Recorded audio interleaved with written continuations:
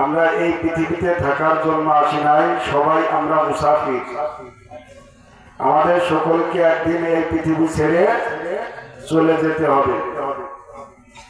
আমাদের পূর্বে যারা এসেছেন তারাও চলে গিয়েছেন, আমাদের পরে যারা আসবেন তারাও থাকবেন না, তারাও চলে যাবেন।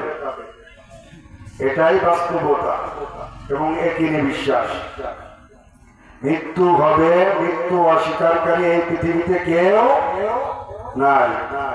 সবাই বলি মৃত্যু হবে, মৃত্যু অস্বীকারী এই পৃথিবীর মাটিতে কেউ নাই।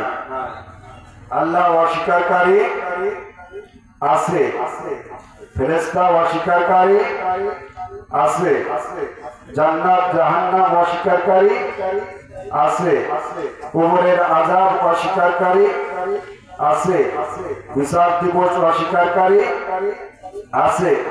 কিন্তু এই পৃথিবীর মাটিতে আপনি একজনকেও খুঁজে পাবেন না সে মৃত্যু অস্বীকার করে।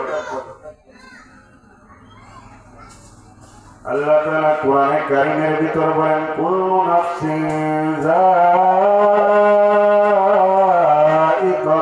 মাউত।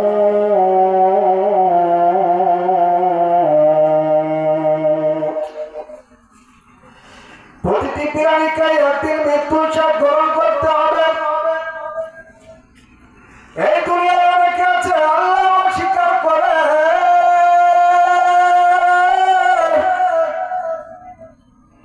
অনেকে আছে জান্নাত জাহান্নাম অস্বীকার করে, অনেকে আছে বিচার দিবস অস্বীকার করে, নবী অস্বীকার করে। কিন্তু এই পৃথিবীর মাটিতে আপনি একজনকে খুঁজে পাবেন না সে মৃত্যু অস্বীকার করে। মৃত্যু একটি একই বিষয়, মৃত্যু একটি একই বিষয়। এই কারণে কোরআনে কারিমে আল্লাহ তাআলা একই শব্দের দ্বারাই মৃত্যুর কথা আলোচনা করেছেন। মৃত্যু পর্যন্ত একটা মানুষের কাজ কি হবে? আল্লাহর পছন্দ হলো মৃত্যু পর্যন্ত প্রতিটা মানুষ আল্লাহ পাকের ইবাদত করবে। এটা আল্লাহ পাকের ফয়সালা। কার ফয়সালা? কি করবে?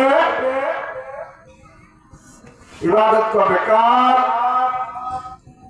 সবাই বলি কার? কোন পর্যন্ত?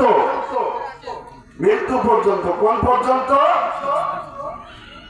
আল্লাহ তাআলা কোরআনে কারিমে